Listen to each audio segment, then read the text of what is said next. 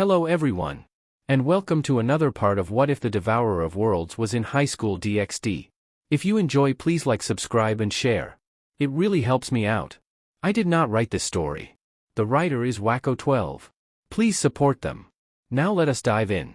Okay, looks like they're all growing good, Magnus said as he inspected the trees. There were multiple trees around him, with dragons plucking the apples on top of a hill in Avalon.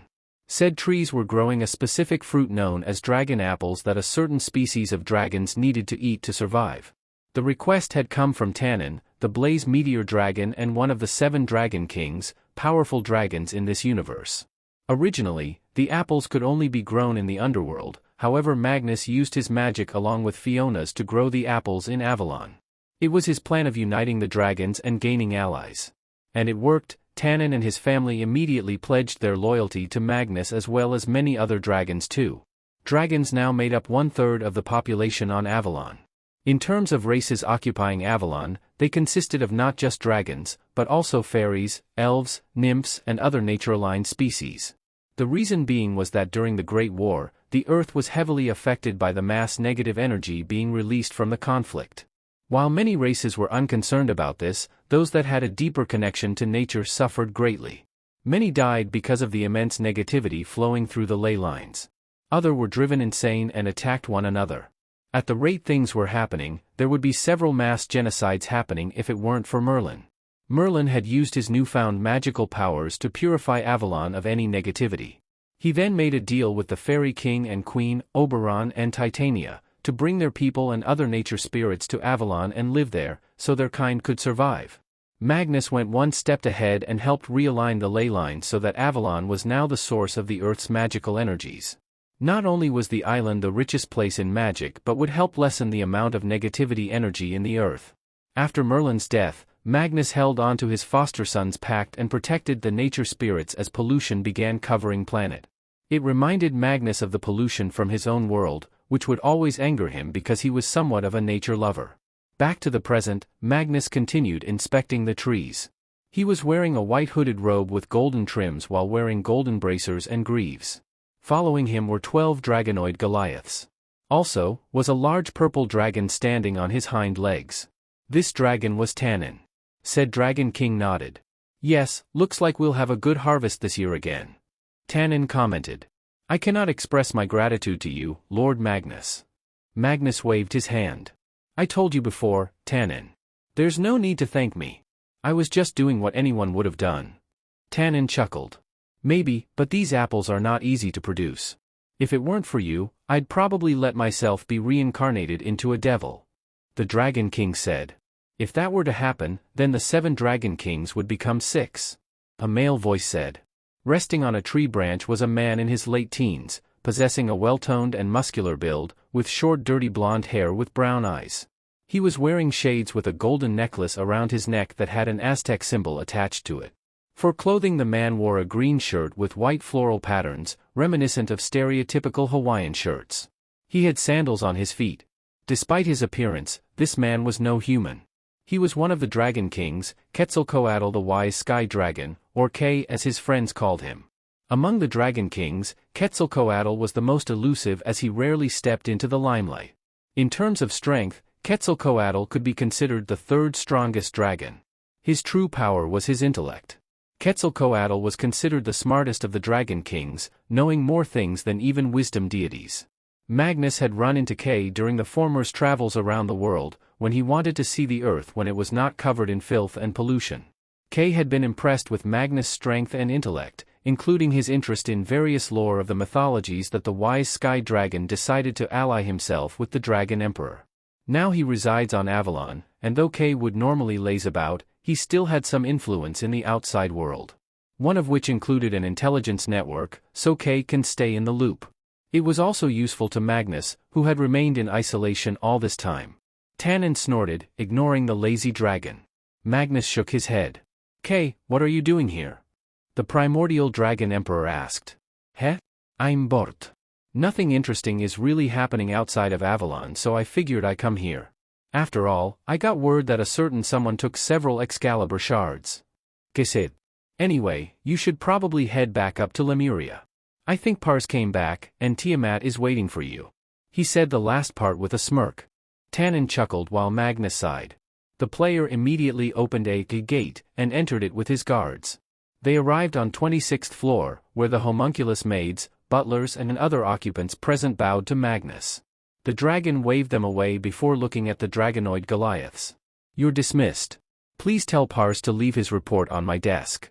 As you command, Your Majesty. A Goliath said before they departed. Magnus sighed and headed towards his private room.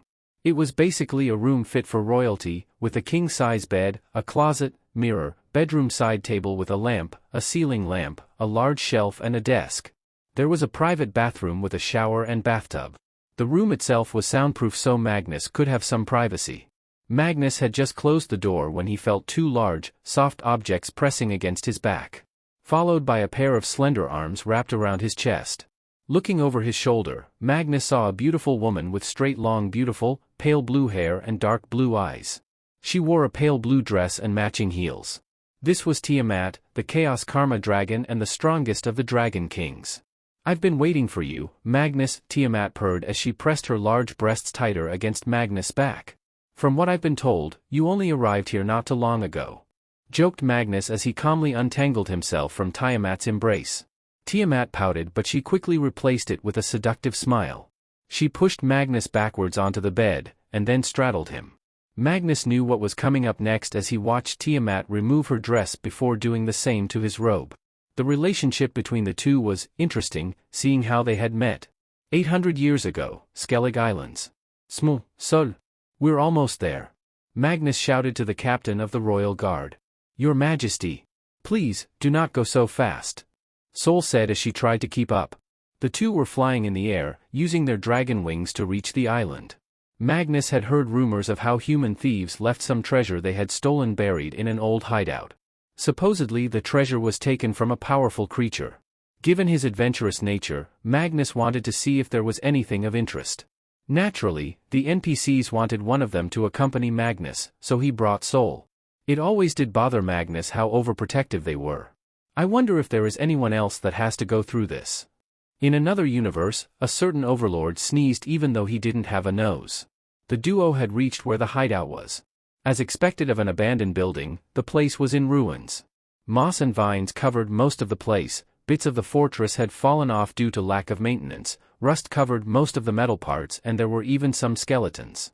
It looks like there might have been a battle here or something. Magnus commented.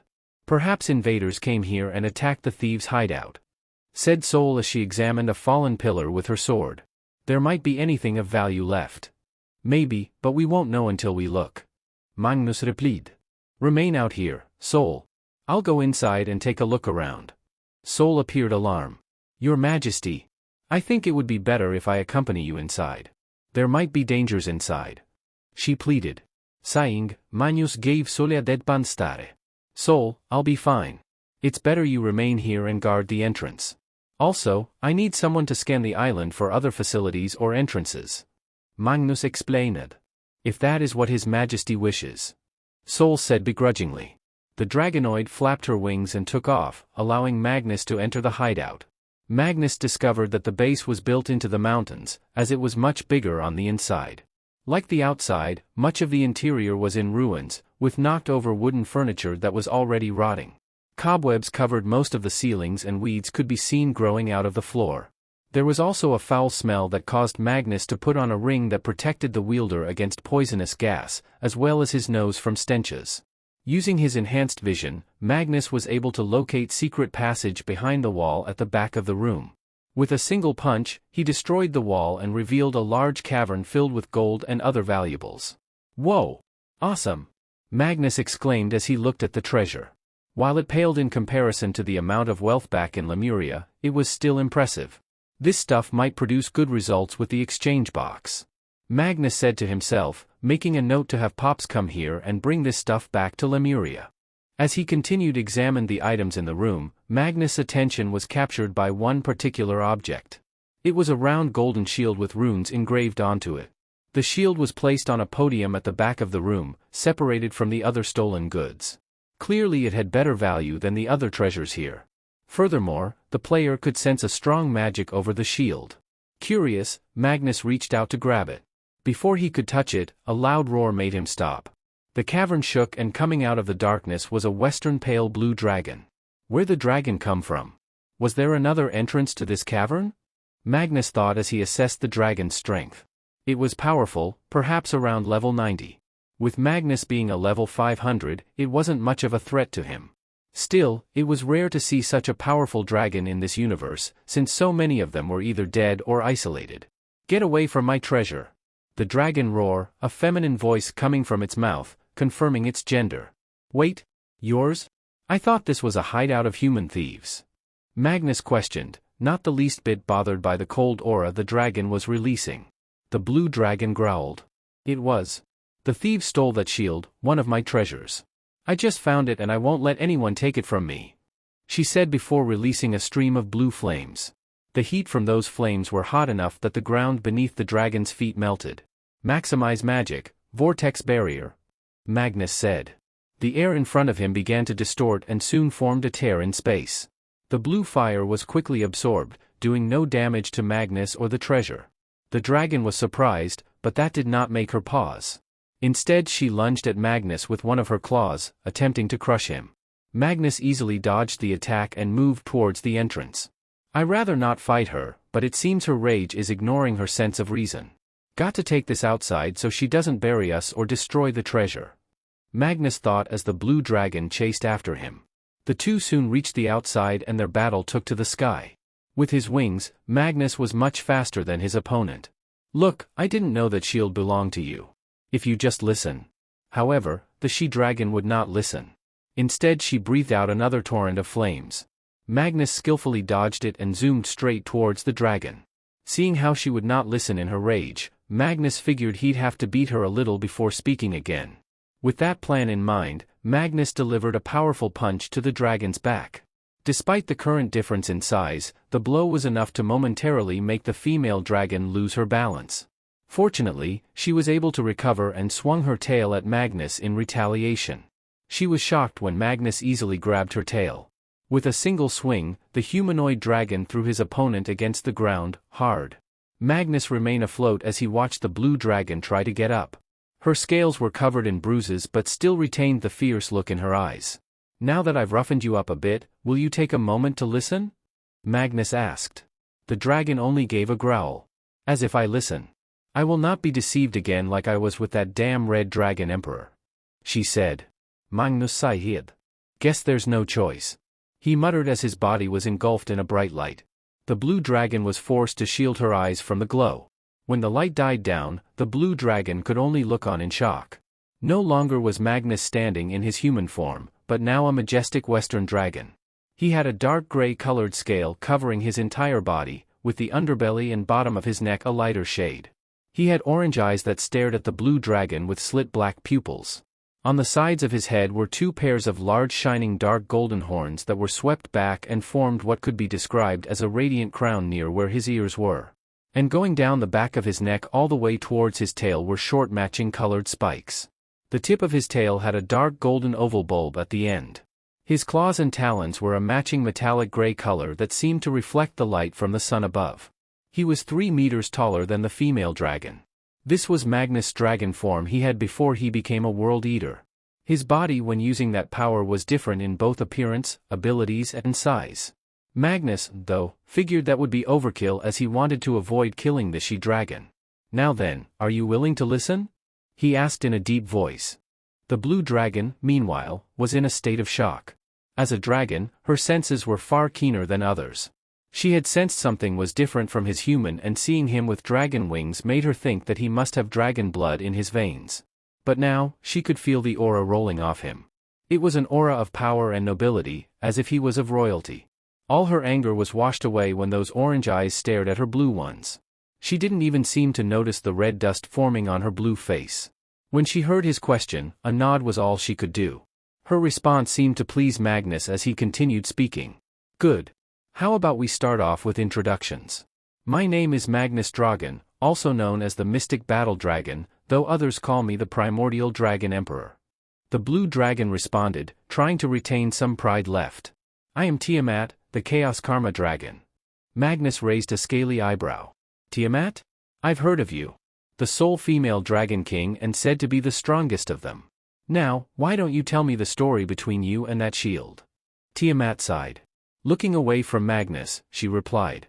A few centuries ago, before the Great War, the Red Dragon Emperor Drake had borrowed one of my treasures for his upcoming battle with his rival, Albion, the White Dragon Emperor. As you probably know, those idiots were killed and sealed into sacred gears. Because of him, the rest of my treasures were stolen by human thieves and scattered around the world.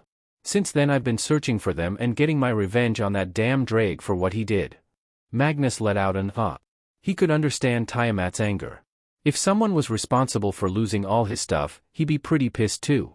Still, if she was here for the shield that rightfully belonged to her, who was he to say no? Deciding to clear away any misunderstanding. I was only checking out the hideout because I was curious. If the shield is yours, you may take it, he said. Tiamat blinked. She had not anticipated that he'd be fine with taking back her property. With his powers, it would be easy for Magnus to kill her and take the shield, along with the rest of the stolen goods. Instead, he was letting her take back what was hers. You're serious? She asked hesitantly. Sure. I'm not one to take what belongs to others if they want it back. Plus, I can understand where you're coming from. And since you've been searching for your treasure for so long, I'd feel kind of bad. If you like, I could help you find the others. Magnus offered with a toothy grin. His words touched Tiamat. She was forced to look away as she felt her face heat up, and it wasn't for when she released her flames. Then, Tiamat took a peek at his form. She noted that both his dragon form and human form were rather appealing to the eyes. Combined with his personality, Magnus was someone Tiamat wouldn't mind being with. The silence was broken by a female voice. Your Majesty. Flying towards Magnus and Tiamat at breakneck speed was Sol, her weapon out and ready for battle. The dragonoid floated in between the two, facing the female dragon with an angry look, posed to attack. Vile she-dragon. You dare attack His Majesty. For that you will. That's enough, Sol. Magnus said. This was merely a misunderstanding. There is no point for further conflict, so stand down. But your Majesty. Objected Sol. However, one look from Magnus made her comply. As you wish. Tiamat was impressed. From what she could sense, this dragonoid was even stronger than her, possible on par with Drake before he was sealed. And yet she submitted to Magnus, who was also stronger than both heavenly dragons. The Chaos Karma dragon couldn't help but think that this grey dragon was truly interesting. End flashback. After that, Tiamat had accompanied the two back to Lemuria. Though some of the NPCs were unsure of allowing an outsider into the island, none of them objected to Magnus' decision. The more intelligent ones could see the benefit of having powerful combatant native to this universe aligned with them. Tiamat herself was shocked by the number of strong individuals, many of them who could easily destroy the world. What's more, they were all firmly loyal to Magnus, with no thoughts of betraying him. That just made Magnus even more interesting in Tiamat's eyes. It didn't take long for the Chaos Karma dragon to fall for Magnus and soon wish to mate with him. At first, Magnus had no idea how to respond to that. Due to his disability back in the real world, Magnus had never been in a relationship before. Furthermore, while he admitted Tiamat was beautiful, in both human and dragon form, Magnus did not want their relationship to be based on dragon culture.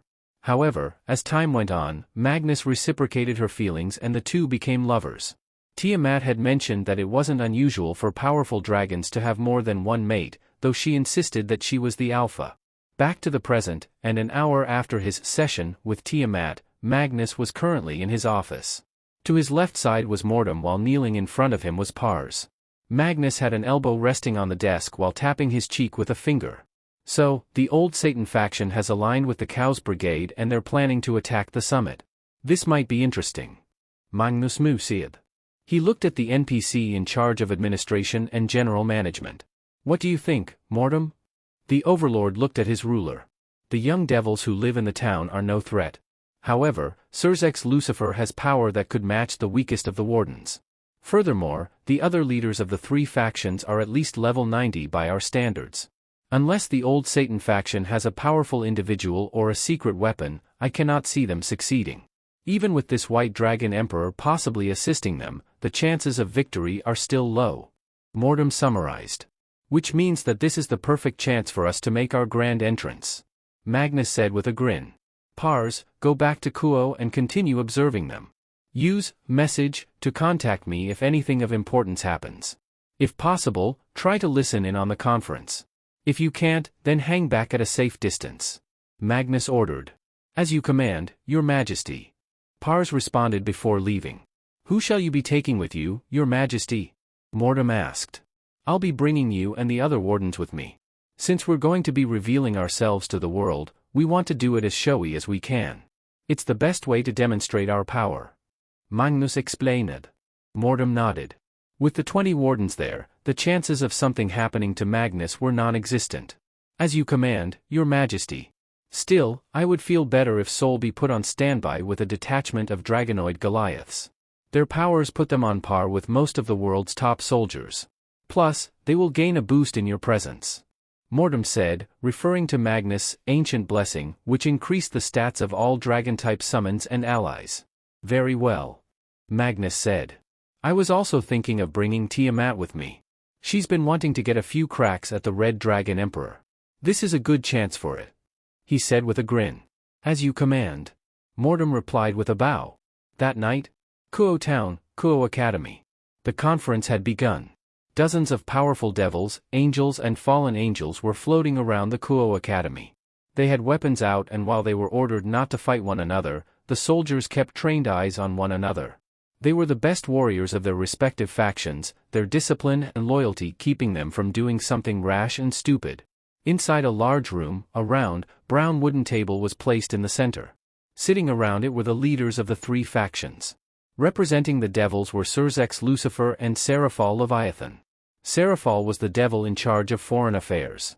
She was a beautiful girl who appeared in her late teens with black hair, tied into twin tails and blue eyes. Her body was childlike but had large breasts. Normally she would wear a pink magical girl outfit, however, right now she was wearing a dark green business suit. Like Gabriel, Seraphal also had a history with Magnus. Standing behind them next to the wall were the peerages of Rias Gremory and Sona Stiri, the younger sisters of Surzex and Seraphal respectively. Next to the door was Graphia, a beautiful silver-haired devil wearing a French-made uniform. She was Surzex's queen and wife. For the angels were Michael and Gabriel. Rias had to slap Issei back to reality when the pervert was drooling at the sight of the beautiful woman in heaven. Behind them was Irina Shidu, the exorcist who had been involved with the Excalibur affair. Present also was Griselda Corda, a senior exorcist and Zenovia's former caretaker. Said blue-haired girl tried her best not to look at Griselda, in order to avoid seeing the scary smile on the older woman's face. Finally, the 2 representatives for the fallen angels were Azazel and Penemu. Azazel was the leader of the Grigori. He was a tall man appearing to be in his 20s with an average build, black hair, golden bangs and black goatee. Currently, Azazel was wearing a V-neck maroon longcoat with a wide, open high collar that opened at the hem with 2 black belts around the waist and 4 black bands on each arm, 2 at the wrist and the other 2 near the elbow. He finished it off with gray slacks and brown shoes. Penemu was the chief secretary. She was a beautiful young woman with eyes that looked strong, long purple hair, and large breasts. Like Seraphal, she wore a black suit with matching heels. Leaning against the wall behind them was Valley. The meeting had gone somewhat smoothly. They had discussed first the whole fiasco with Kokobile and Excalibur, questions and answers going back and forth between the leaders. The peace talks were nearly over when another important topic was brought up by Surzex. Next, I would like to go over the appearance of the one called Magnus Dragon. The Red Satan said, getting everyone's attention. Rias Gremory, can you please re-summarize what had happened? Rias nodded as she told the story. About how she and her peerage had gone to confront Kokobile and were forced to deal with summon Cerberuses and freed. They had been joined by Zenobia, and when her knight, Yudo Kiba, gained his irregular balance breaker, when Magnus arrived. The man easily disposed of Freed and Valper, before manhandling Kokobile with spells and weapons Rias had never seen before. Magnus was going to kill Kokobile but were convinced by Valley to let him live. And then Magnus vanished into a portal with the shards. Rias finished. The leaders were silent as they took all this information. From what the young devils and exorcist knew, Magnus Dragon was an existence who surpassed them in terms of power. How he was the one who raised Merlin and had a hand in the current magic system. And that Magnus was the current protector of Avalon. Other than that, they knew nothing else, unlike the leaders who did. Surzex looked at Michael. Did you predict that he would do this? He asked the leader of heaven. I had my suspicions, but I was hoping we could recover the shards before he appeared. Michael responded. To be honest, Magnus had always held a grudge towards us for taking Excalibur after Arthur's death. He and Father were good friends, and I fear that defiling those that Magnus cared for may have ruined any alliance we could have possibly had. He sighed. I had hoped we could speak to see if Father had told him anything. The mood in the room had become somber as the revelation of God's death was still hard for the young devils and Irina. Gabriel put a comforting hand on her brother's shoulder. Azazel decided to change the subject. Speaking of which, Magnus helped you guys out in the Civil War, right? Yeah. Though he only did it because of the ramification it would have on the human world. Magnus even saved Seraphal's life once. Serzex laughed. Seraphal pouted. Ugh, don't say such personal things, Zektan. The Leviathan said with a blush on her cheeks. At least you guys don't have a bad history with Magnus. Unlike this idiot. Penemu said as she pointed a thumb at Azazel. The Governor-General rubbed the back of his head. Really? What did he do? Serzex asked, curious. I don't know the full details, but after the war, Azazel went to check out Magnus. Somehow, he got his hands on a powerful item that was a memento from one of Magnus' friends that could dispel any magical traps and illusions. In short, the moron broke the item and nearly gotten beaten to death by Magnus. From what I know of, he still harbors a grudge. Penemu explained. All the while keeping a deadpan expression. The leaders just stared at Azazel with looks that a parent would give their child when they did something naughty. Even Valley was looking at his caretaker with disappointment. The Governor-General could do nothing but laugh sheepishly at his own error. The conversation was suddenly cut short due to the unexpected arrival of guests. The first warning was a pulse of energy that covered the whole school ground. In seconds everyone was frozen except for the faction leaders, the three people wielding holy swords, those with dragon-type sacred gears and Rias, who had been holding Issei's arms when it happened. What followed next was a shockwave that rocked out across the campus, creating gale winds and flying stones as it struck against the magical barrier surrounding the academy. Azazel rubbed his chin. It appears that we're under attack. He stated, not the least bit bothered. Whoever they are, they somehow frozen time. The only reason why we're unaffected is because we leaders are too powerful. Valley and Gremroy's pawn have their dragon sacred gears, those three have their holy swords, and the young heiress was holding on to her pawn at the time. If they were able to stop time, then they must have a powerful magician using time magic. If not, then it must be. Serzex trailed off as his sister figured it out. Gasper! Rias exclaimed, mentioning her other bishop and wielder of forbidden Balar view. Magicians, Azazel said sternly. Only they would have had been able to understand the mechanics of the defensive barrier around Kuo to be able to sneak within it. They probably also captured the young damper to use his sacred gear. Right now, it is still weak, but if they continue it will grow stronger until it affects even us. Though, I doubt that it will go well for the kid's body and mind. On the building's rooftop, Pars watched as things were playing along. Using his assassin and ninja job classes, Pars remained undetected as he observed the meeting. He had to resist the urge to attack Azazel, remembering how the fallen angel had damaged the artifact of one of the Almighty Ones. However, he had been given a task by Magnus. Allowing personal feelings to get in the way was unacceptable of a warden. Magnus Dragan, Posh. What's the status over there? Pars watched as magicians, devils and fallen angels attacked the leaders. At the front was a buxom tanned woman who was fighting Azazel. The other faction leaders had set up a barrier to protect the students who were still frozen in time. Valley was occupying himself by wiping out terrorists several at a time. Pars Bestia, the Cows Brigade have made their move. They managed to capture a young damper who has the ability to freeze time. However, it seems as if it cannot stop those stronger than him. Currently, the Red Dragon Emperor and the young Redhead Devil have gone to save the damper. The White Dragon Emperor is engaging the invading forces while Azazel is fighting someone I've confirmed as Kateria Leviathan. Magnus Dragan, I had to guess that the half-vampire has forbidden Balar view. Yahweh told me about it once. And this Kateria is probably a descendant of the original Leviathan. In that case now would be the perfect time for us to make our appearance. You stand by and await my signal, Pars. Pars Bestia, yes, your majesty. A few minutes later, Rias, Issei and Kaneko who was carrying Gasper had returned. The time freeze had been undone and the soldiers of the three factions were freed. On their leader's orders, they prepared to engage the terrorists.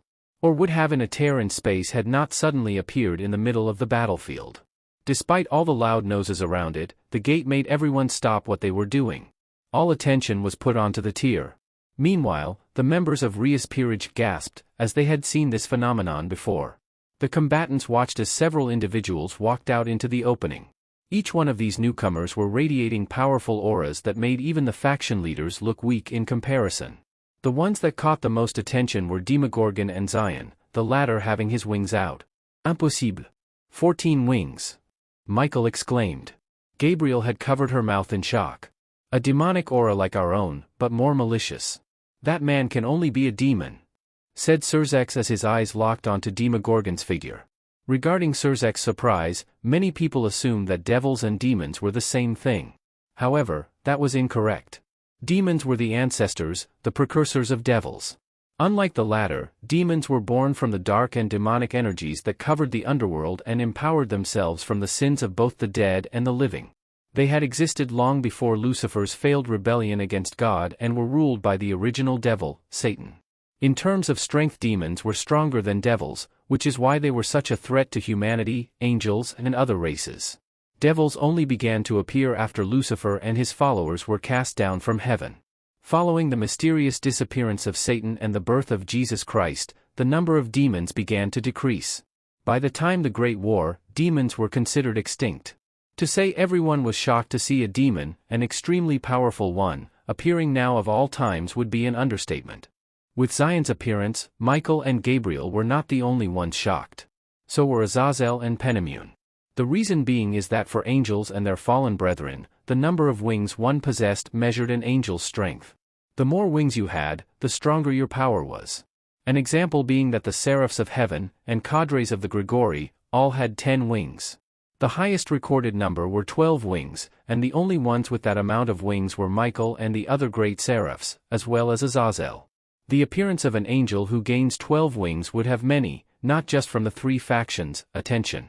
Thus, for them to see an angel with more than 12 wings, and whose existence they had not even known of, the forces of Grigori and heaven were speechless. The last 2 to exit were Magnus and Tiamat, the former in his world champion armor. Tiamat was wearing her usually blue dress, however, over it was golden armor that covered her chest as well as her right arm. While the part covering her upper arm and shoulder was plated, the rest took the form of a simple gauntlet. Her left forearm and hand were also covered by a matching gauntlet. Over her lower legs she wore golden armored heeled boots that almost reached her thighs. No longer suppressing his energy, Magnus' full power was now out for all to witness. To the onlookers, it was as if a tsunami struck them. The sheer density of Magnus' aura was enough to cause the weaker ones to lose conscience, with just a few able to stand awake, though forced to their knees. Even the faction leaders couldn't help but shiver as they felt that immense raw power. Inside Issei's left arm, the Red Dragon Emperor, Draig, was astonished. Just what is this? How could such a dragon exist all this time with no one knowing? How could I not know of him? Draig exclaimed, only Issei hearing him. The Draig?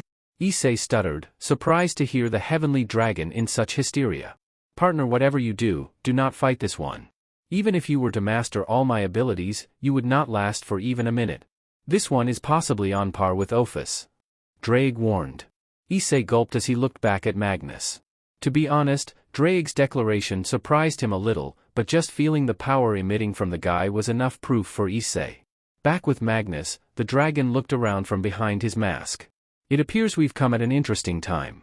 He lied, not wanting the faction leaders to know that he had Pars spying on them. I had hoped to come a little bit after the summit was done as a sign of courtesy, but it seems someone beat us to it. You! A feminine voice shouted. The wardens and Magnus looked up to see Kateria glaring down at them. Who are you fools? And why do you have such a demon with you? The Leviathan descendant demanded.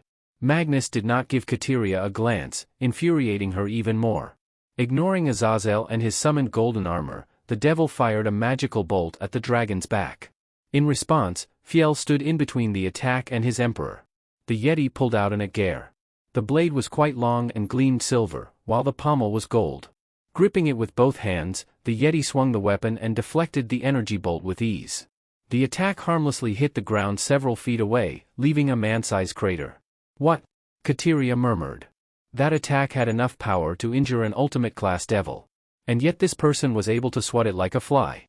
She wouldn't be able to think on it for long. In response for trying to attack His Majesty, Mordum used his own spell. Raising his left hand, a beating heart appeared in it. "Grasp heart," he said as he crushed the organ in one go. Kateria gasped in pain as she clutched her bountiful chest. She gave off one last breath before dropping to the ground hard. The onlookers were both shocked and disturbed. Both at how swiftly Mordum disposed of Kateria, and the method he used. Azazel had dispersed his balance breaker, down fall dragon another armor. He did not recognize the spell nor the magic that Mordum just used, but if he had to categorize it, it would fall under necromancy. Judging by Mordum's appearance and the deathly aura radiating from him, Azazel could only conclude that Mordum was a necromancer, a very powerful necromancer. Back to Magnus, the primordial dragon emperor looked at Kateria's body and then back to the remains of the Cow's brigade. "I get the feeling those guys aren't going to retreat or listen to reason." "Gorgo," Magnus ordered. "As you command, Your Majesty." Demogorgon replied with a bow. He then walked towards the gathered terrorists.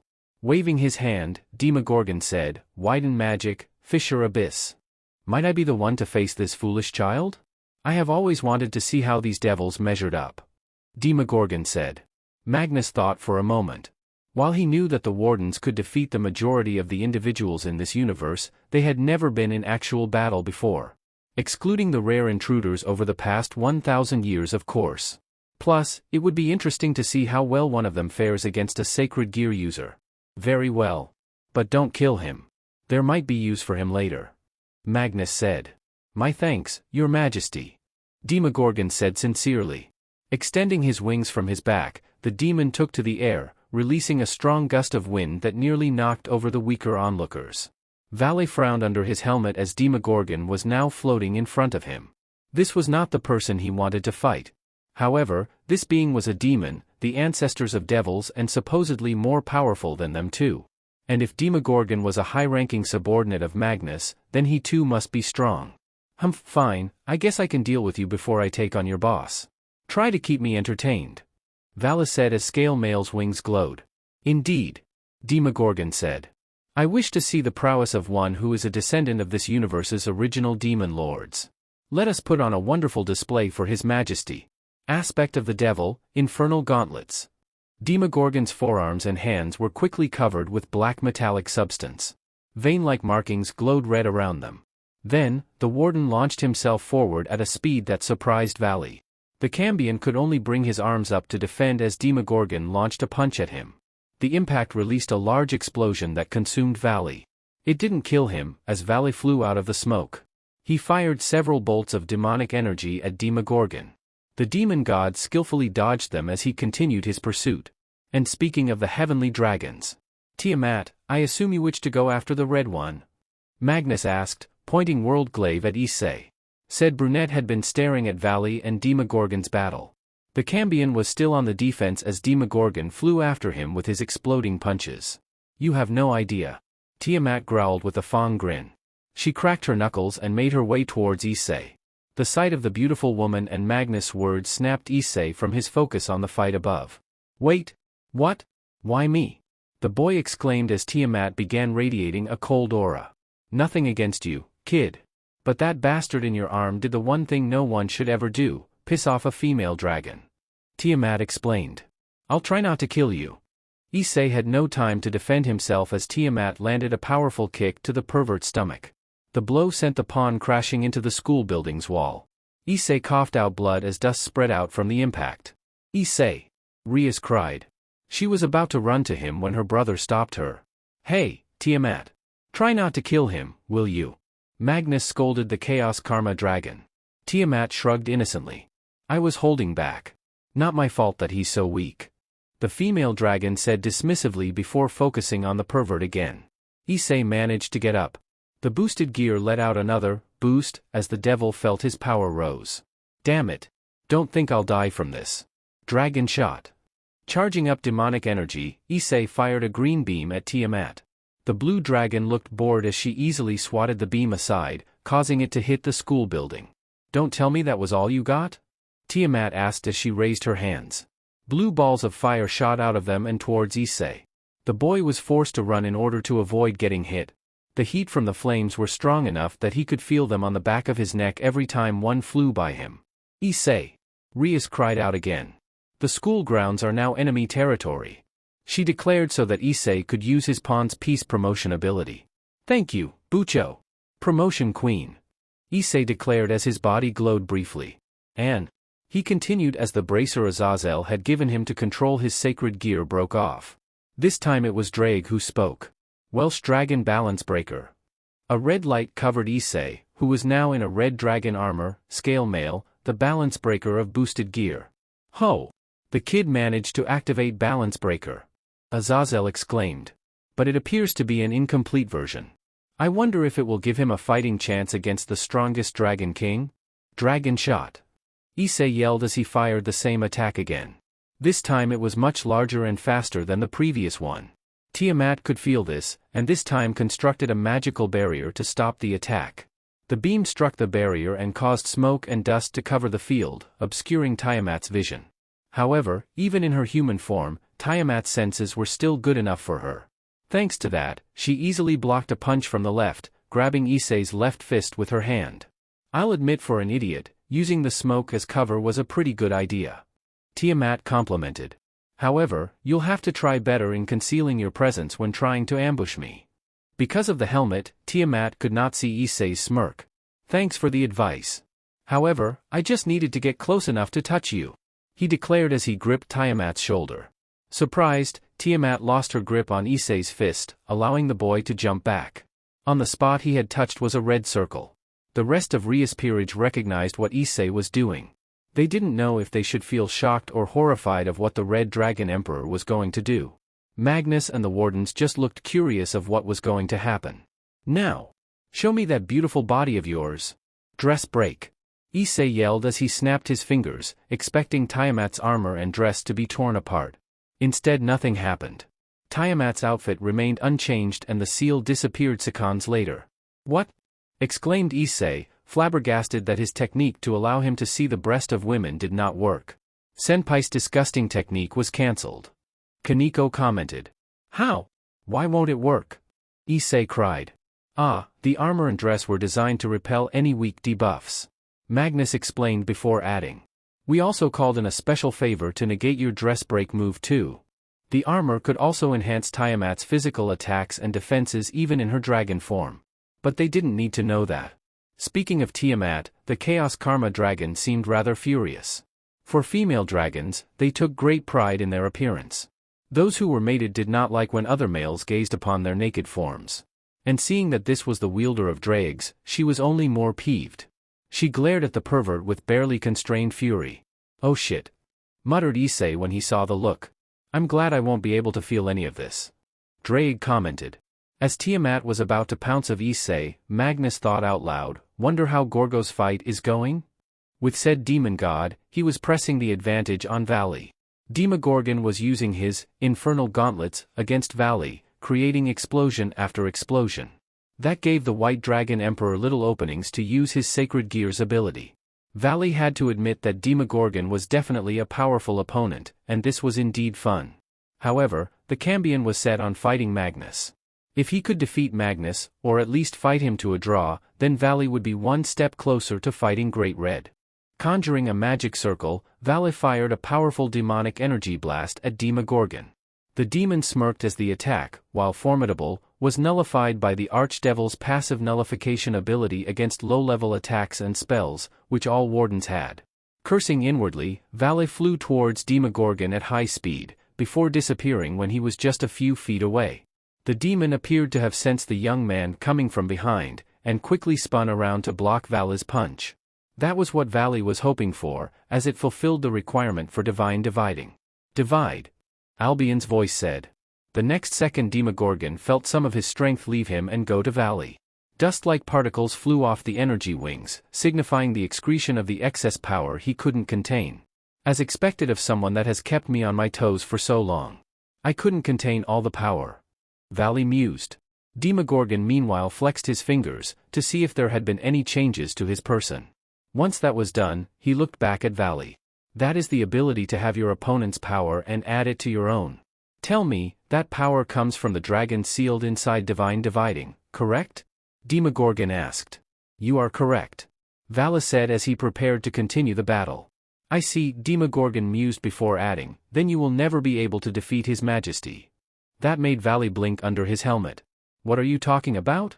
Quite simple really. His Majesty is resistant to all dragon-originated abilities.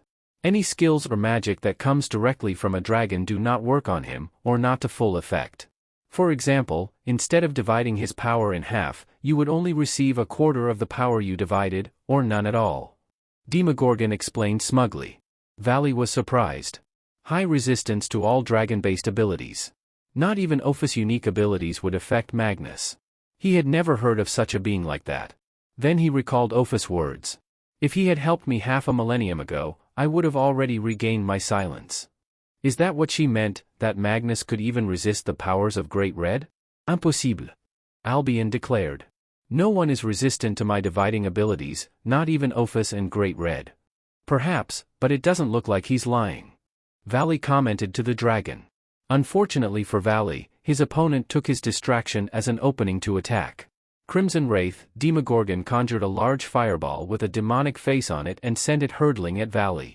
The Cambion just barely had time to react in creating a shield when the projectile struck. The explosion sent Valley crashing into one of the school buildings below. Demogorgon landed on top of a destroyed wall as he looked at the damage his attack did. I apologize, but I simply couldn't resist taking advantage of the opening you so graciously provided. Demogorgon commented sarcastically as he looked at Valley. The devil's armor was damaged, now sporting several missing pieces. As much as I hate to say it, Valley, this is not an opponent we can defeat. Especially if he can damage scale mail, which few can do. We should withdraw before our escape route gets cut off. Advised Albion. No, not yet. Valley grunted as he got up. That attack had done more than just physical damage, he could feel his stamina had gone down considerably.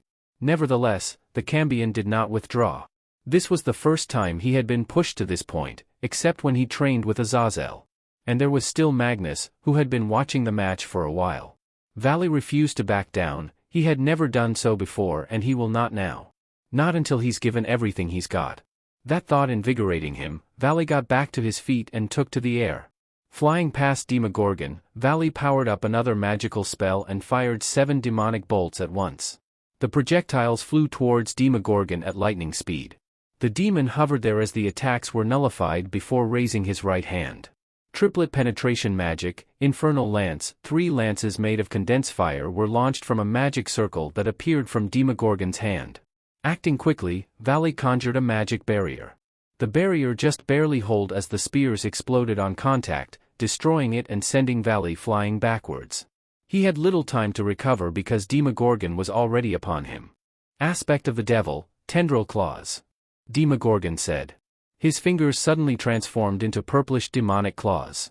Raising his hands outwards, the claws extended as the tendrils flew towards Valley. The devil had no time to react as several of the tendrils impaled through his damaged armor. Valley tried to free himself, but Demogorgon swung him down onto the ground hard, creating a small crater. Then the demon god slammed Valley into another part of the building, following it up by throwing Valley high into the air. The hybrid would have crashed if not for the timely arrival of a newcomer, who had destroyed the barrier around the school.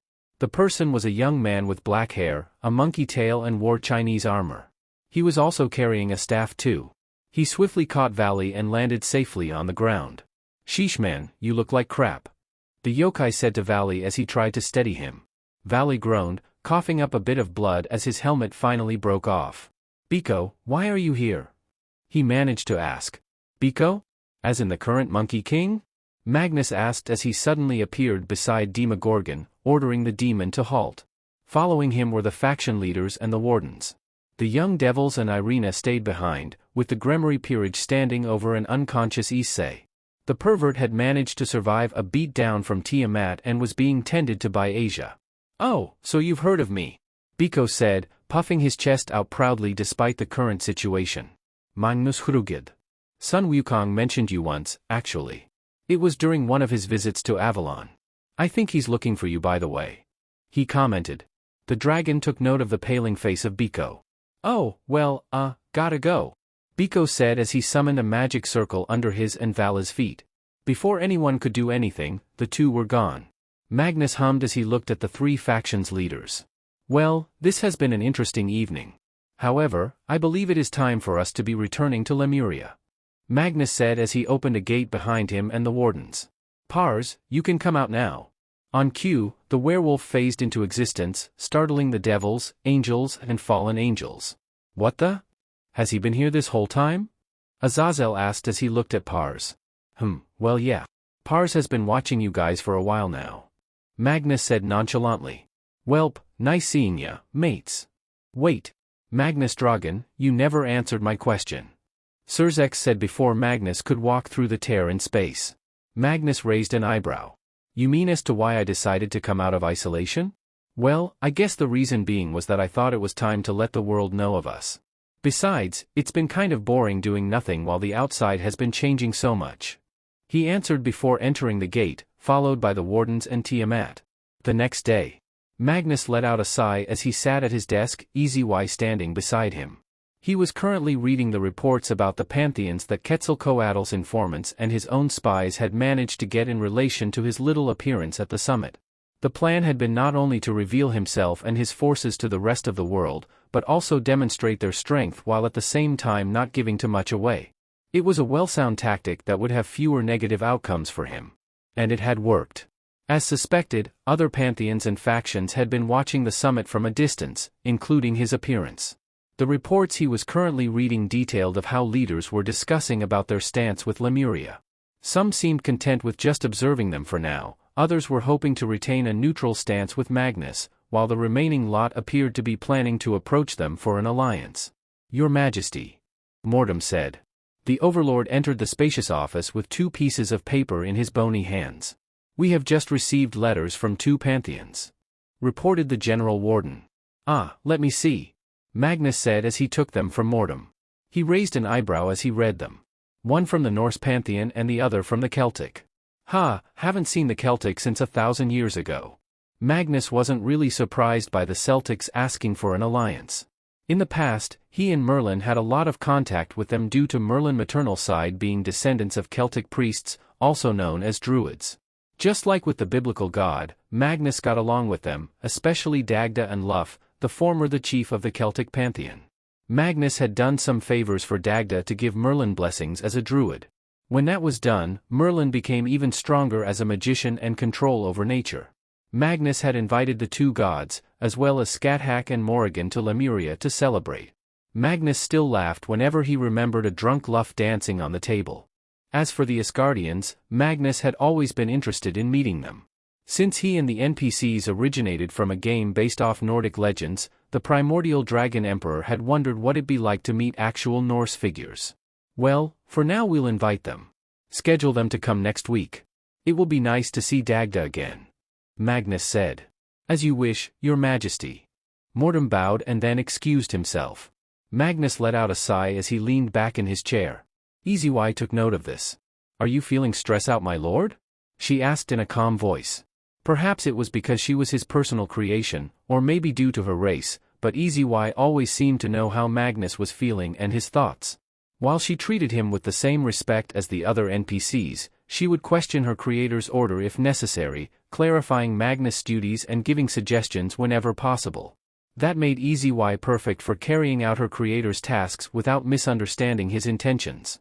She was also someone Magnus could confide his thoughts with, and whom he could relax with.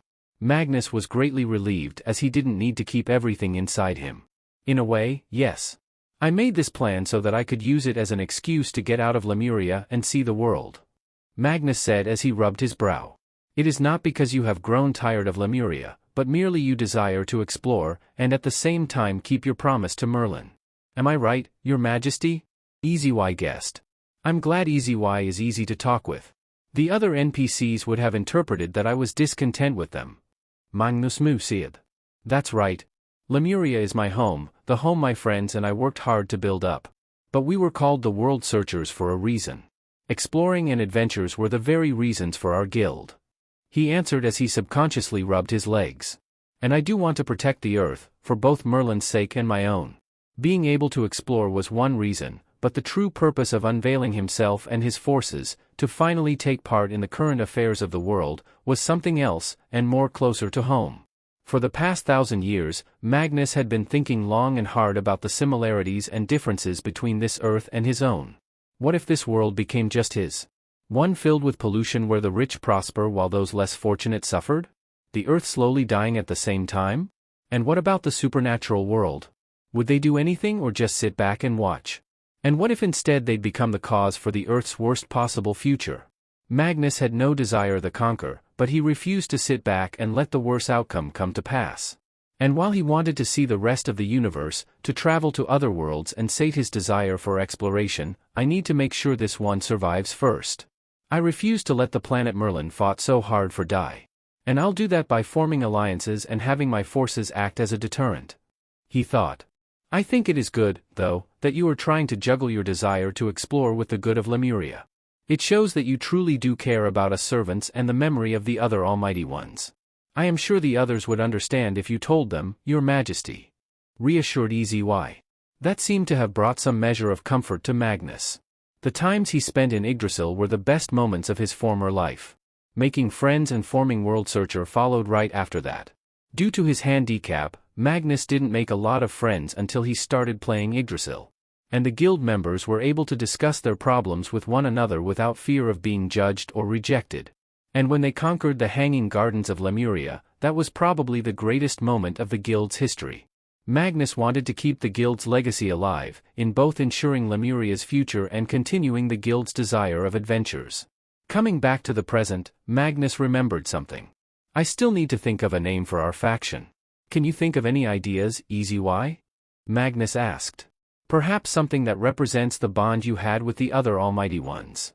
Suggested Easy. That did sound pretty interesting. Magnus hummed as he looked at a globe sitting on his desk. It was a miniature replica of Yggdrasil that the World Searchers had gotten during the early days of the guild.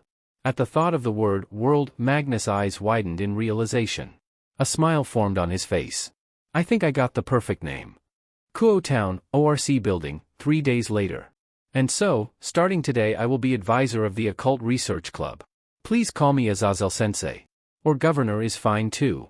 Azazel said as he finished his introduction to the clubroom. Now wearing a worn-out suit. Irina was also present in the clubroom, wearing the Kuo Academy girl uniform. Why are you here? Rias asked perplexed while touching her forehead with her hand. Azazel grinned as he retorted, Ha! I was requested to take this position by Seraphil's little sister. Well, it's because I'm a super cool guy. I score even with schoolgirls. That's forbidden. Or rather, why would Sona do such a thing? Rias snapped back. Laughing, Azazel raised a hand to placate her. I'm just joking. Seraphil's sister said it was a request from Surzex. I'm also here to train the sacred gear users too. You'll need it if what happened a few days ago is any indication. He said, the last part with him jerking a thumb towards Issei. Said pervert had several bandages on his body, including his face.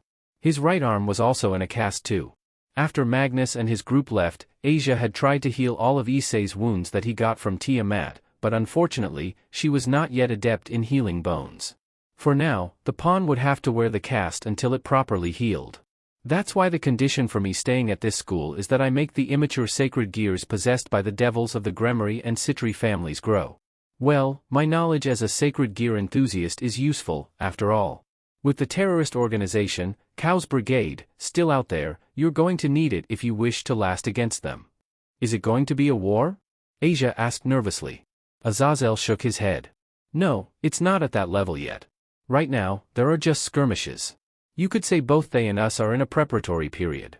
War probably won't occur until you guys are in university. Plus, we still don't know where Orbis stands in all this. Orbis? Everyone asked at once. It's what Magnus and his lot have started calling themselves. We got the info a day ago. Azazel said.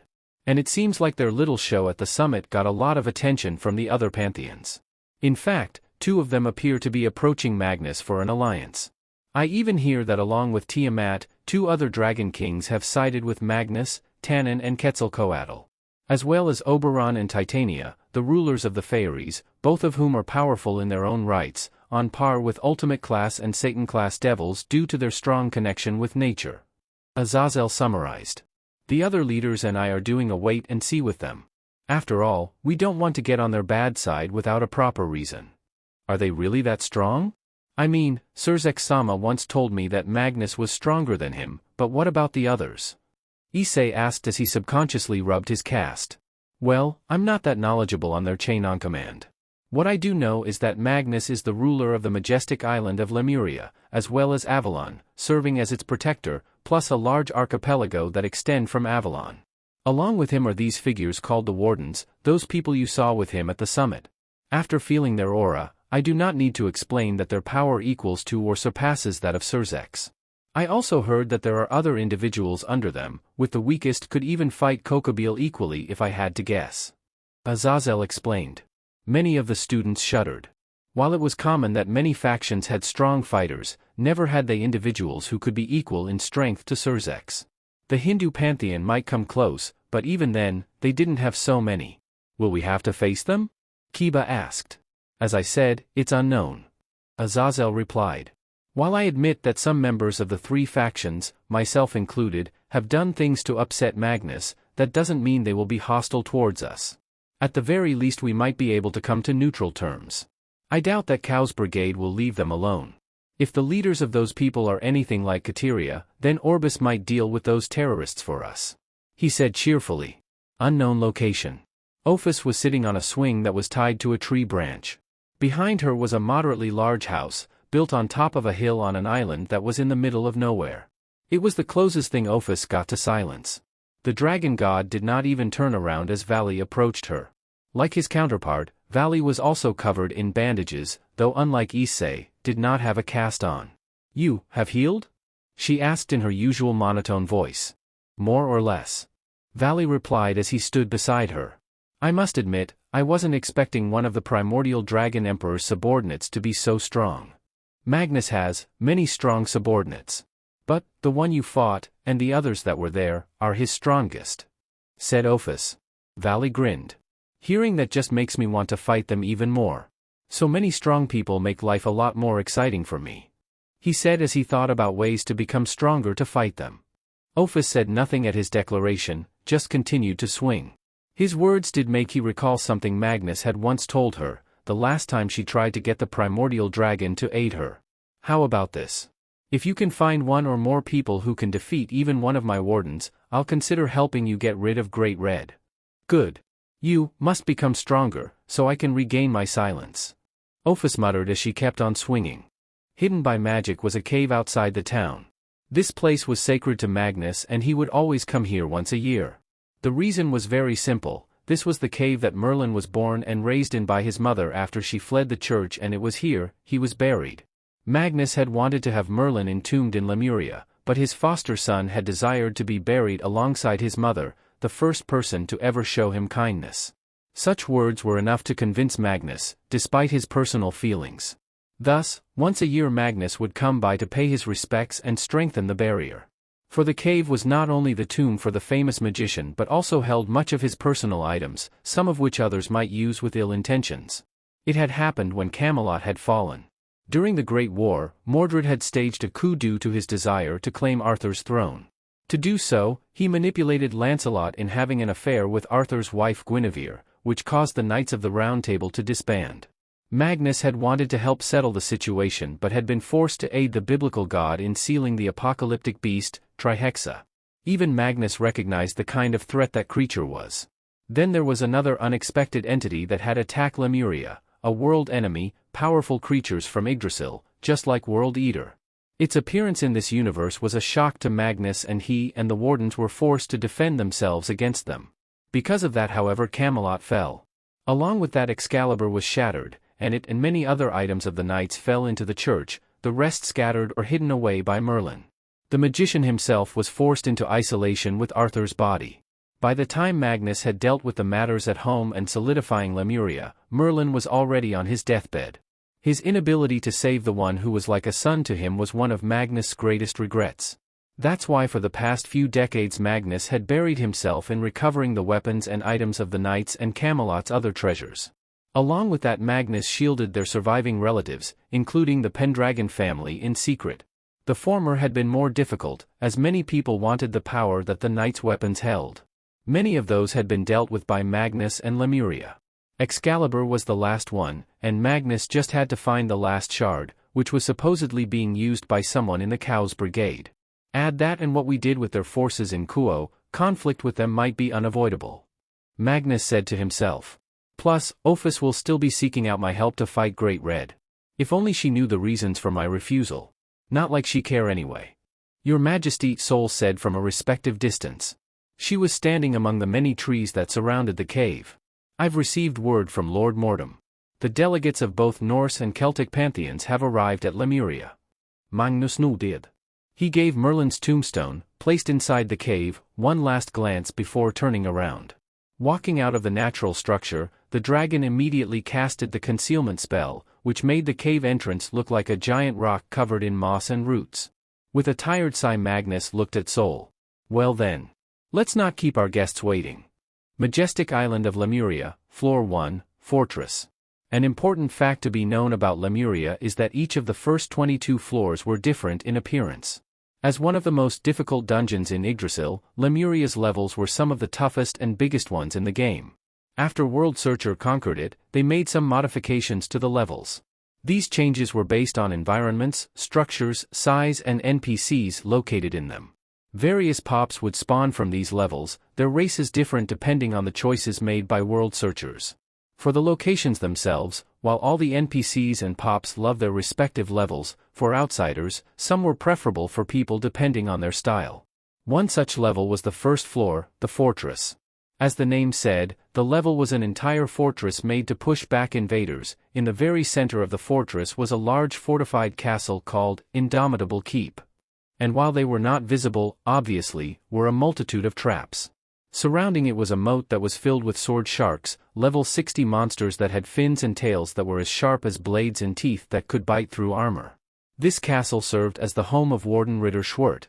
Presently, in the castle's dining room, 4 of the wardens were chatting while going through food. They were Ritter, Amber, Fiel, and Kroga. The topic was about the expected arrival of outsiders into Lemuria. Naturally, some of them were not too keen on the idea.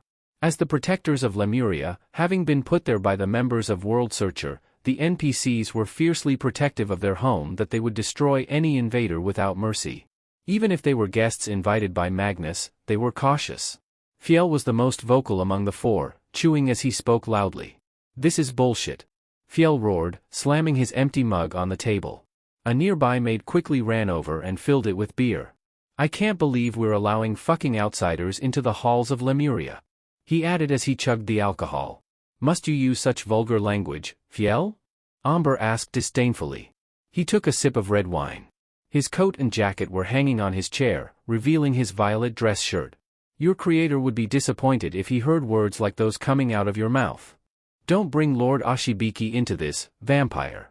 Fiel roared, radiating a bit of power, a blue aura surrounding his body. I think Lord Sharik would be more disappointed with your lack of concern. Fiel said. Amber glared at the Yeti at the mention of his creator. A reddish-purple aura began to cover him. The room began to shake and everyone except the other 2 wardens shuddered at the power. Kroga just kept gobbling up food, taking his comrades' anger as a source of entertainment. It was the warden of level 19 who spoke this time. If you're going to fight, do it somewhere else. Ritter said calmly. Presently he was out of his armor, and now wearing casual clothing befitting of a noble, with high-quality fur, golden threads and matching buttons. The attire gave off a divine aura, seeing how it was a high-level item with a strong defense. I don't want damage happening to my home. And you know His Majesty dislikes infighting. The mention of Magnus made the Yeti and vampire calm down and both returned to their seats. The shaking also died down as the 2 calmed themselves. Still irked though, Fiel huffed. Seriously, how can you all be so calm about this? He asked Ritter. Ritter swallowed some meat he was eating before looking at the Yeti. It is His Majesty's decision. There is no room for argument. Or are you saying you wish to go against His Majesty's will? There was a dangerous gleam in the immortal human's eyes as he stared hard at Fiel. Course not. I just don't feel comfortable of having people not a part of Lemuria coming in. It defeats the purpose of us wardens. Fiel said back. What about the inhabitants of Avalon? And Tiamat? We let them in, and you never voiced any complaints. Kroga said through his mouth full of food. Near him was a plate with a pile of chicken bones. As much as it pains me to say it, I can kind of agree with Fiel, commented Amber. Madame Tiamat is His Majesty's mistress and thus has permission to enter and leave Lemuria as she pleased so long as she does not bring back any danger. As for Avalon, they have sworn loyalty to His Majesty and thus can be considered a part of Lemuria. These people who will be visiting are possible allies or at least be neutral with Orbis. Thus, they can also be considered potential enemies too. That's why I'm against this. Fiel growled. What if they're using His Majesty's kindness to learn about our forces, try to steal relics or worse, assassinate His Majesty? If that's the case, then we'll slaughter them should they turn against Lemuria. Kroga declared loudly, followed by a loud belch. Before the conversation could continue, all 4 wardens received a message from Mordum. This is Mordum to all wardens. The delegates have arrived. Return to your respective levels and make sure they are presentable. Your behavior shall reflect on His Majesty. Do not fail him. The General Warden ordered. Well, it appears it is time for us to work, Amber said as he put on his overcoat. As Mordum said, let us show our guests the glory of Lemuria in the name of His Majesty. Fiel snorted but stood, while Kroga let out a roar in agreement. Ritter nodded as he got up, letting the homunculus servants begin cleaning the table. Entranced to the island of Lemuria. Sitting on a bench were 2 men. One of them was an elderly male with a long gray beard and a gold and white monocle over his left eye. The other was a handsome man in his early 20s with golden hair, eyes and beard, wearing a white suit. Standing near them was a beautiful young woman with long silver hair and wore a blue suit. In order they were Odin, the Allfather and leader of Asgard, Vidar the 3rd son of Odin, and Rosweis, a Valkyrie and Odin's aide. I must admit this is quite the beautiful garden, Vidar commented as he looked at the many exotic flowers around him. There were also the pure white marble paths, benches, tables, pillars and trees too, giving it a peaceful vibe. Indeed, it is Vidar. Odin said to his son. I just hope the women here are just as beautiful too, he added with a perverted grin. Rosweis sighed. Lord Odin, can you please not act like that? You're here representing all of Asgard, you must be on your best behavior. Plus, I have heard that the inhabitants here do not take kindly to that sort of thing. She scolded her leader. Yes, I know. Odin waved off his aide. Honestly Rosweis, I wish you not act so stiff. This is why you don't have a boyfriend yet. That has nothing to do with this. Rosweis exclaimed. It seemed like those words really struck a chord into the Valkyrie. She seemed close to crying over her status as single. A 4th voice laughed. I see that you haven't changed, O mighty Allfather. Approaching the Asgard group were 3 individuals. At the front was a tall man who appeared to be in his 50s. He had reddish-brown hair and a beard, as well as green eyes and tanned skin, like he had been under the sun for long periods. He wore an extravagant green hooded cloak with a golden necklace around it and matching bracelets over his wrists. He also wore blue pants and brown boots. In his right hand was a wooden staff. This was Dagda, chieftain of the Celtic pantheon and god of druids, fertility, agriculture and knowledge. Behind him was another though younger male. This one appeared around the same age as Vidar. He had short black hair combed back and a bit of fuzz on his chin. His eyes were a deep golden brown and had fair skin. He wore a navy blue jacket over a black shirt and black jeans with matching boots. This was Luf, Celtic god of the sun, storm, craft, oath and law. He was also listed among the top 10 strongest beings in the world. The 3rd person was the sole female of the group. She was a beautiful young woman with a voluptuous body including good curves and large breast. She had long pitch black hair and purple eyes and fair skin. She wore matching purple lipstick and black fingernails. For clothing she wore a black dress that highlighted her figure and showed an ample amount of cleavage. It had a slit on the left side, revealing her smooth legs and black heels. The dress's straps had black feathers that went over her shoulders. This was Morrigan, Celtic goddess of war, death and crows. Odin chuckled as he went to greet his fellow god. He shook Dagda's hand heartily. Ah! It's been a long time, Lord Dagda. Good to see you as well, Morrigan. Looking lovely as ever. Odin said as he shamelessly looked over the goddess's body. Morrigan snorted. And you're still as perverted as ever. I'm surprised Frigg hasn't castrated you yet. Chuckling nervously, the Allfather looked back at Dagda. Anyway, it's rare for any of you Irish lot to come out. You've guys been reclusive since Camelot fell. Odin commented.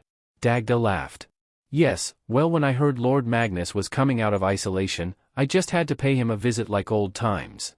The god of druids said. Then he leaned a bit closer, serious look on his face. Word to the wise, best not mention Camelot to Lord Magnus. It's a touchy subject for him. Dagda warned. Odin frowned but nodded. Odin had been one of many who had sensed the grief-stricken roar of Magnus that day. It was so powerful that the Allfather had though Ragnarok had come. Plus, it wouldn't do him any good bringing up old wounds when he came here for peaceful reasons. It was at that moment a large gate opened at the entrance to the garden. The delegates watched as 2 lines of Lemurian sentinels marched out. Each one was equipped with magical armor and weapons. They had humanoid forms but glowing yellow eyes and iron-silver metallic bodies. Their exoskeleton was gold and each one carried a spear and heater shield. Like all pops, the sentinels were at maxed level 30. While weak in comparison by Yggdrasil standards, this put them on the same level as high-class and ultimate-class devils. They came in different types, with these ones being Lemurian bronze sentinel spearmen. Once they were out, the 2 lines stopped and moved so that the sentinels were facing one another. They held their weapons up in salute before the delegates. Following them were 2 different footsteps. Coming out of the portal next was a black-furred humanoid hellhound around 7 feet wearing a tuxedo. He had a scar over his right eye and a small red mohawk on his head. Behind him was a humanoid being slightly taller than a normal human. It wore a white mask with a large black X-shaped mark on it. The rest of the attire was a long dark brown cloak that was tattered at the bottom and the wrist collars. Upon closer inspection, the delegates saw visible joints, leading them to realize that it was a puppet. The hellhound walked up to the delegates. "Greetings. I am Vin Hyl, head butler of Lemuria," Vin said as he raised a furry hand in greeting. He then gestured to the puppet. "This is my associate, Heckler Koch, a custodian who serves under Lady EZY. In the name of His Majesty, Magnus Dragon, we welcome you to the glorious majestic island of Lemuria." He finished with a dramatic bow. Heckler merely nodded his head in greeting. "A hellhound?" Rosweiss commented. She was more surprised of the aura that said creator was giving off. It rivaled that of an ultimate-class devil. The puppet was also no slouch either, giving the strong aura he had around him. It made the Valkyrie wonder how strong their leader was. "Don't let him fool you, Valkyrie. While he's not one of the strongest, Vin is highly capable of directing the many servants in Lemuria," Morrigan told Rosweiss. Dagda was the first approach. "It's been quite a long time, Sir Vin. I trust Lord Dragon is doing well." "His Majesty is well, Lord Dagda. He will be most pleased to see you again after these centuries. Now please follow us through the gate. We shall be heading directly towards the throne room where His Majesty is waiting for us." And with that the hellhound spun around and walked back through the portal. The Celtics immediately followed with the Norse delegates coming up behind. Heckler Koch took up the rear as the portal closed behind him. Seconds later they appeared in front throne room door. Its large dark purple and golden trim appearance made Rosweiss feel a bit unnerved. She could feel several strong auras on the other side, as well as 3 incredibly powerful ones that surpassed that of Odin. Said deity did not seem physically bothered by the powerful presences, nor was Vidar. The Celtic deities seemed fine as well, though they were probably used to it. The massive doors opened, revealing to the guests the throne room. The dragonoid Goliath stood at attention. Most were lined up along the red carpet that went from the door to the throne. There were also additional knights around the room, 3 under each banner that represented an almighty one. And at the throne itself was Magnus Dragon. He was in his human form, his long white hair tied into a ponytail. He wore an elegant white robe with golden trims and jewels embroidered onto the sleeve collars and bottom of the robe. Underneath it was a black suit with black dress shoes and a blue vest and white dress shirt. Tucked just beneath his collar was a multicolored BOLO necktie. In his left hand was World Glaive, the item shining off the light it reflected. To his right was Mordum, Warden General, while to his left was Sol Ballier. Vin bowed before his leader. "I present to thee, Lord Magnus Dragon, ruler of Lemuria, Lord Odin, Allfather of Asgard and Lord Vidar from the Norse faction. And Lord Dagda, Lord Luff and Lady Morrigan of the Celtic pantheon," the butler said as he allowed the delegates to walk forward. The deities bowed their heads in respect. "Greetings, Lord Magnus. I am Odin, and I am most honored to finally meet you in person," Odin said, not showing any of his previous goofiness. "As do I, Lord Odin. I welcome you and your entourage to the majestic island of Lemuria." Magnus said politely. He then turned to look at Dagda. And I am happy to see you again as well, Lord Dagda. To you as well, Lady Morrigan, Lord Luff. It is great to see you as well, Lord Dragon. Dagda replied as he bowed his head in respect. Morrigan and Luff did the same. Magnus nodded and then looked back at the Asgard representatives. I like to extend my welcome to Lord Vidar Ann. He paused as he looked at Rosweiss. The Valkyrie approached carefully and bowed. My name is Rosweiss, Your Excellency. I am Lord Odin's bodyguard. Ah, Magnus said. Welcome to Lemuria then, Ms. Rosweiss. He said, making the Valkyrie's cheeks turn a bit red. Beside me is Sol Ballier, Guardian Commander of my Royal Guards, as well as Warden General Mortem, who commands Lemuria in my absence. However, that is enough introductions. Follow me and we'll head to one of the restaurants in the lower levels. Magnus said as he got off his throne. He made his way to one of the doors that connected to the 26th floor, Sol and Mortem behind him. Underworld, City Lilith. At the capital of Devil Society, a meeting was happening between the leaders of the three factions. Among them were Surzex Lucifer, Seraphol Leviathan, Ajuka Beelzebub, Azazel along with Vice-Governor General Shemhazai and Michael. The discussion was about the appearance of the new faction. So, has there been any new word regarding Orbis? Surzex asked. From what my agents tell me, the Norse and Celtic pantheons have reached out to Magnus. By my estimate, they're probably already paying a visit to Lemuria. Azazel replied. He had a bored look on his face, much to Shemhazai's annoyance. Given their history, high chance that old man Dagda will ally with Orbis. True, so we can expect them on backing the other up. What about Asgard though? Michael asked. I've met Odin before. That geezer might consider remaining neutral since he's one of the more open-minded deities. Azazel commented. Still, we should be careful anyway. Both factions possess pretty powerful individuals. Add them with Orbis and anyone who gets in their way is dead. The others nodded. Along with their respective chief deities, both pantheons had members who were listed among the top 10. Has there been any agreement of trying to ally ourselves with Orbis? Seraphol asked. There have been debates on the matter. However, I fear that any attempts to extend an inviting hand might not be well received by Orbis, given our history with Lemuria. Including what this guy did with one of their relics. Shemhazai sent a glare towards Azazel, who whistled innocently. I have to agree with Shemhazai there. Many members of the church are still rather upset about having to hand over the Excalibur shards. Some of whom are high-ranked and could possibly leave the Vatican should we even try to do such a thing. We're already receiving many objections from this alliance with the devils. No offense. Michael apologized to the three Satans. None taken. Surzex replied. I too fear that they won't ally with us. Many of the inhabitants of Lemuria still seem to hold grudges when a good number of devils have tried to force them into their peerage in the early years after the Civil War. That caused Seraphol and Ajuka to flinch. When the evil pieces were first created, devils were going across the entire world to reincarnate people into their servants. Their natural vices such as greed made them even go into territories of other factions. One of which was the majestic island of Lemuria. Many devils believed that they were superior and took what they wanted, thus tried to take some of the people from Lemuria and Avalon. Long story short, those devils were swiftly killed, no survivors, and conflict nearly broke out if it weren't for the four Satans doing damage control. As the action was in self-defense, the devils couldn't retaliate because they could not risk a war after just ending another one. Magnus was willing to drop the whole thing so long as devils kept away from his territory. It's worth mentioning that a lot of the devils killed were high-class devils from the Pillars. That caused massive arguments among the devil nobles, but as said before, they could do nothing. It was Seraphol who spoke. Perhaps we should offer Lord Dragon an invitation anyway. If we can't be allies, then we perhaps could at least be neutral form. True, they might still hold some grudges against us, but the Lemurian inhabitants will follow whatever Lord Dragon says. If we can show him that we've changed over the past 200 years, then we won't have to worry about open hostilities. She explained.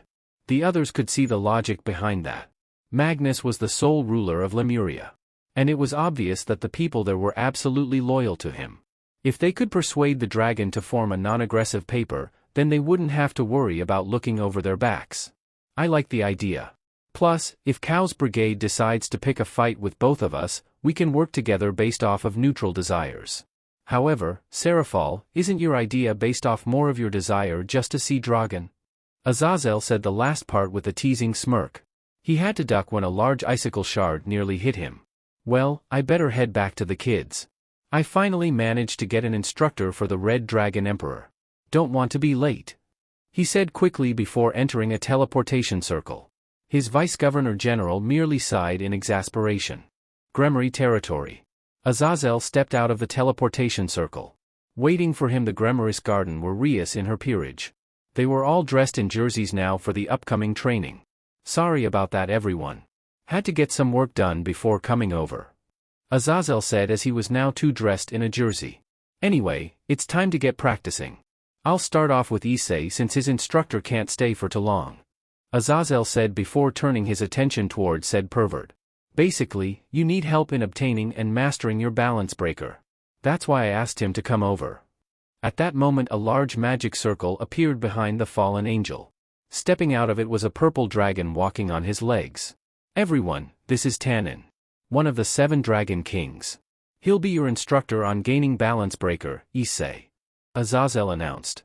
It will be interesting training the possessor of Draeg. Tannen mused as he looked down on the devils. As the others were gawking at Tannen's size and aura, it was Rias who asked, wait, I thought you said he was aligned with Orbis. Why would he be here to train a devil? She asked. Chuckling, Tannen replied. Azazel asked the same thing. Though I have sworn loyalty to His Majesty, Magnus gives us dragons and other inhabitants of Avalon some freedom. So long as it does not threaten Lemuria, we're allowed to do as we please. I'm guessing training the wielder of boosted gear doesn't count as a threat, huh? Azazel mused. Not really. At his current level, the boy wouldn't last 10 minutes against most of Lemuria's forces, let alone against His Majesty, Tannen said. He then added. Plus, His Majesty had said to me, if the idiot gains some more strength, he'll make a better punching bag for Tiamat next time. A depressed hue formed over Issei. The boy could still remember the beating the female dragon had given him. Speaking of dragons, do any of you have a dragon for a familiar? His Majesty made mention of sensing one when he was at the summit, Tannen said. It was Asia who responded. Eh? You mean Rasse? She asked. A magic circle formed above her hands and seconds later a small blue dragon appeared. Rasse let out a little yawn before looking up at everyone. Ho! A sprite dragon? Most impressive, Tannen commented as he examined the young dragon. Anyway, Lord Magnus was interested in meeting whoever it was, so I'm supposed to activate this gate scroll so the young one can head to Lemuria. Tannen explained as he took out a scroll. It had a circle on it with an intricate design. Asia blinked as Rasse flew from her arms. Is that really okay? Asia asked, worried for her familiar. Oh, it's perfectly safe for him. If your dragon's lucky, Lord Magnus might even train him, Tannen replied. Azazel whistled, surprised by that. Damn, if he does that, then your little sprite dragon might become even stronger. Magnus was the one who trained Merlin, and that guy had Satan-class level power by the time he became Arthur's advisor. Lord Magnus actually possesses an ability that can increase the power level of dragons who are under his wing, figuratively speak of course, Tannen added as he activated the gate scroll. A small portal tore through the air in front of Rasse. The sprite dragon gave a wave towards Asia, before electrocuting Issei, and then entered the portal as it closed behind him. Now that's out of the way, Tannen said. He picked up the unconscious and toasted Issei into his claws.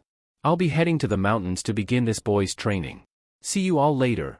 With that the Blaze Meteor Dragon took off, carrying the Red Dragon Emperor with him. Majestic island of Lemuria, Celestial City. Delicious, Odin exclaimed as he took another bite of shining meat. It was followed by a sip of multicolored wine. The Norse and Celtic delegates had been guided to what was called the Celestial City, which was made up of the 23 to 25 floors. It had the appearance of a city built inside, including an artificial sky that changed from night to day. It had everything a city needed, from complexes for NPCs not assigned to a specific level, to parks, streets and various facilities such as clothes stores and restaurants. Presently, the visitors and Magnus were eating at a restaurant reserved mainly for the Almighty Ones, high-valued guests, wardens and custodians. The reason because that it overlooked the Celestial City. They ate in an observation room, letting them look down at the inhabitants moving about below. For the past 3 hours Magnus took them on a tour around the 3 levels, showing the delegates the many facilities that they had here, including stores, labs, production, and a brief show of the archives. Hundreds of things that were beyond what the human world and their own pantheons they had, as well as other innovations the delegates had never seen before, ranging from magic, spells, items, and so on. As they looked around, the visitors also took notice of the inhabitants of Lemuria. There were numerous species, ranging from humanoids, demi-humans, and heteromorphic. They were all moving about and socializing with one another. No prejudice, no discord, nothing. It was as if they had been like this all their lives. Nothing short of paradise could be used to describe what they've seen. Now, here they were, in one of the city's restaurants, sampling some of Lemuria's food. "I see you're enjoying the jewel meat, Lord Odin," Magnus said as he took a bite out of a hard crab with fried beach rice inside it. He was drinking the same type of wine as Odin. "Jewel meat, that's its name?" Odin mused as he looked at the food. "Indeed, the shine it gives off certainly does look like a jewel," he added as he took another bite. "And this wine is incredible. It's like I'm tasting 7 different flavors with one sip. That would be rainbow fruit wine. One could compare it to nectar almost," Magnus explained. "This is incredible," Rosweiss exclaimed in awe. She was gulping down her second serving of garlic bread oyakadon. Beside her was a cup filled with a soda called Mellow Cola. "This dish just defies common sense and yet tastes so good. How can such food exist?" "From what I recall, Lemuria has been experimenting on creating new and unique ingredients, as well as breeding animals that have never been seen before. Am I correct?" Dagda asked Magnus. He was eating a bowl of strawberries, with a plate of cabbage cheese and cup of summer whiskey. Luff was chomping down on a corn on the bone and Morrigan was sampling some shining gurami with milk stardust seasoning. Vidar meanwhile was eating a bacon leaf wrapped around rainbow fruit. Maids and butlers were near their large circular table. "It took us a few decades, but through magic and science we were able to artificially create unique animals, fruits, and plants for us to use in the gardens located here and on the 11th and 18th levels as their environments were best suited," Magnus explained. "I was actually thinking of expanding some of our business outside of Lemuria, though it will be difficult getting permission from the other factions." "True. From what I've seen so far, you guys could gain a huge economy from the various businesses you have going on here," Vidar commented as he took another bite of his dish. Magnus nodded as he finished his plate. He then looked at the 2 chief gods. "So, after seeing most of Lemuria and what we possess, I am curious to know where you 2 stands with us?" he asked Dagda and Odin. "You already know my answer, Lord Magnus. We of the Celtic Pantheon are deeply indebted to what you've done helping Avalon and our faction. You can consider us allies," Dagda said confidently, earning nods from Luff and Morrigan. "I am honored by your trust in me, Lord Dagda. I assure you, I will make sure to prove myself worthy of it." Magnus bowed his head in gratitude. "And what of you, Lord Odin?" the dragon asked the All-Father. Odin swallowed another piece of meat. He wiped his mouth with a napkin before looking at Magnus. "Well, from what I've seen so far, your faction is far superior than several factions combined. In terms of both military power, products, and monetary success. Anyone who tried to go against you would have a death wish," Odin said. There was a glint in his eye. "However, there is one question I'd like to ask before I make my decision." Magnus raised an eyebrow. The player had a feeling of what that question was but decided to ask anyway. "And what would that be, Lord Odin?" Odin put both arms on the table and rested his chin on his hands. "Where are you people from?" And that's it for today. I hope you enjoyed. If you did, please like, subscribe, share, and support the original writer. See you in the next video?